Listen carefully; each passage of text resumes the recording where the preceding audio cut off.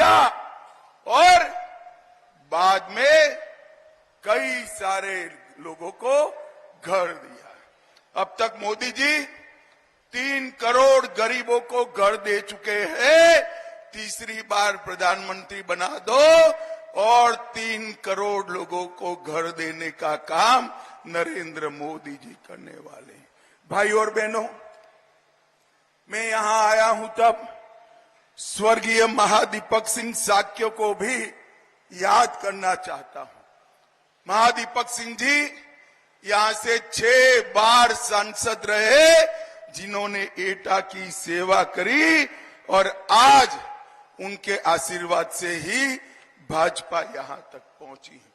भाई और बहनों, मैं आज अखिलेश जी को कहना चाहता हूं कि भैया आप जातिवाद कर रहे हो, ये तो मैं समझ गया, मगर आपको जाति में भी आपका परिवार ही दिखाई पड़ता है।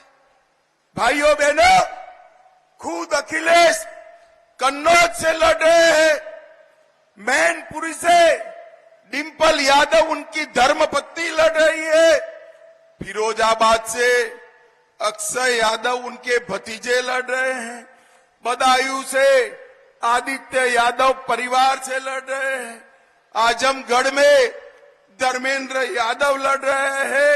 अब कोई 25 साल से बड़ा नहीं है, वरना यूपी की 85 सीटों पर ये परिवार वालों को ही लड़ाते। भाइयों और बहनों, नरेंद्र मोदी जी ने जातिवाद और परिवारवाद को समाप्त कर यहां पर गरीबों का कल्याण का यज्ञ चलाया है। हर गरीब को अपने जीवन स्तर को ऊपर उठाने का काम नरेंद्र मोदी ने किया। और मित्रों, ये राहुल बाबा अभी अभी पिछड़ा वर्ग के नाम पर झूठ फैला रहे हैं। वो कह रहे हैं कि भाजपा को 400 सीटें दी तो भाजपा आरक्षण हटा देंगे। ये राहुल बाबा में समझ नहीं है भैया।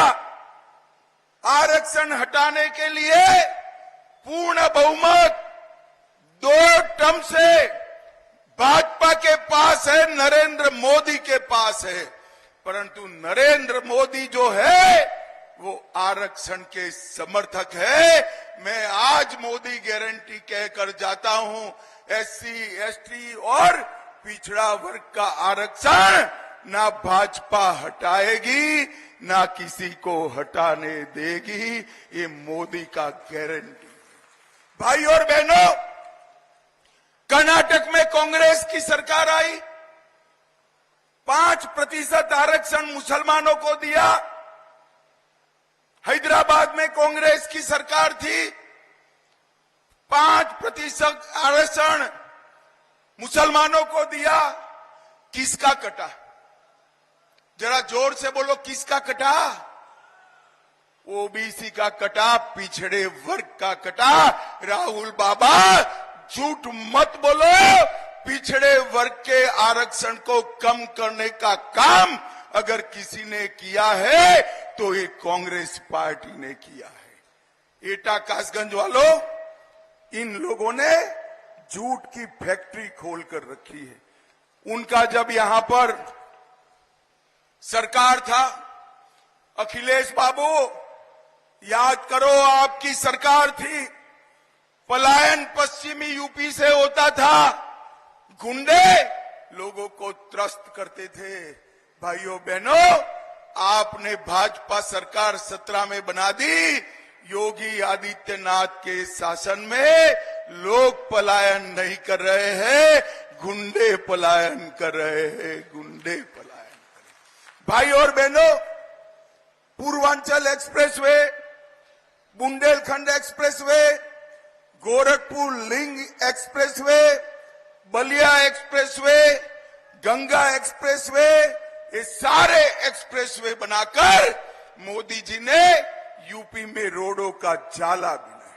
सिर्फ 7000 किलोमीटर नेशनल हाईवे थे, मोदी जी ने ये 10 साल में 7000 किलोमीटर से 12,000 किलोमीटर तक पहुंचाने का काम नरेंद्र मोदी ने किया। भाई और बहनों, 9 एयरपोर्ट बन चुके हैं, 12 निर्माणाधीन है और एशिया का सबसे बड़ा एयरपोर्ट जेवर में बन रहा है। 25 से अधिक घरेलू वायु मार्ग बनाए, 12 शहरों में मेट्रो पहुंची है, डिफेंस कॉरिडोर से हजारों युवाओं को रोजगारी मिलने वाली है। 30 नहर योजनाएं मोदी जी ने चालू करी है। 2 एम्स मोदी जी के समय में आए हैं और 68 मेडिकल कॉलेज बन चुके हैं और 22 मेडिकल कॉलेज बनने वाले हैं। भाई और बहनों, नरेंद्र मोदी जी ने उत्तर प्रदेश को विकास के युक्त करने का काम किया है। जहां पहले बम धमाके होते थे, गोलियां चलती थी, वहां पर आज बम बनाने के कारखाने डालने का काम हमारे नेता नरेंद्र मोदी जी ने किया।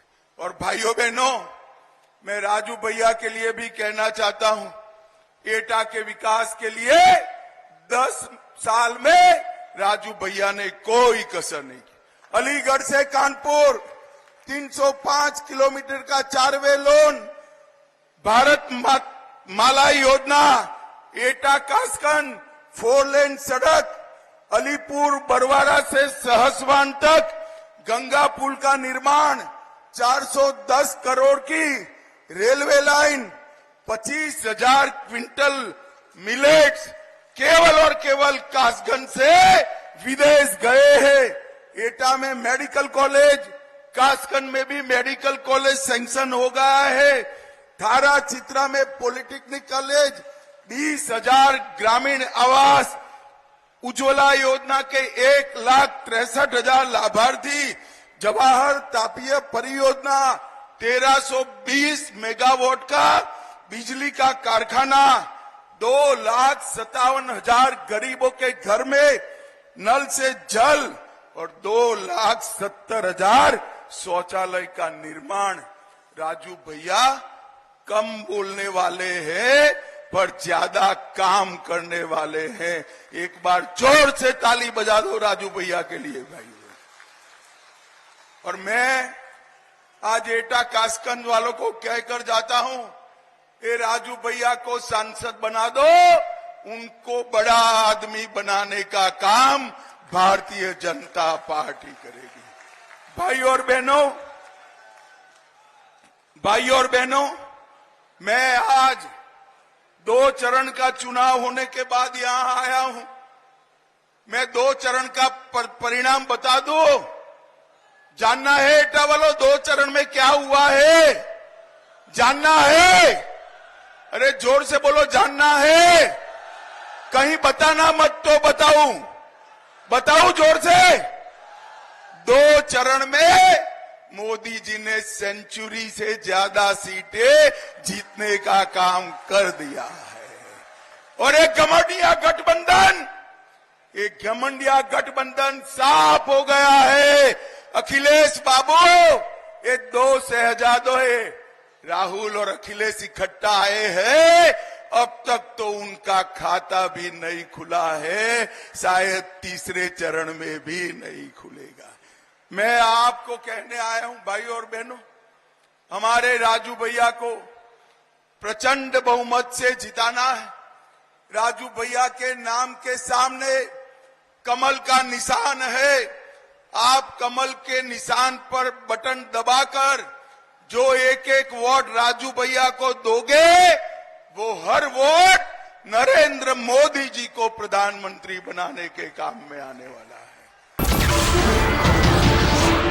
नमस्कार, मैं हूं मानक गुप्ता। अगर आपको हमारा ये वीडियो पसंद आया हो तो इसे लाइक और शेयर जरूर करें। और हां, हमें सब्सक्राइब और फॉलो करना ना भूलें ताकि आप देश और दुनिया की कोई खबर मिस ना करें। तो जुड़े रहिए हमारे साथ और देखते रहिए न्यूज़ 24।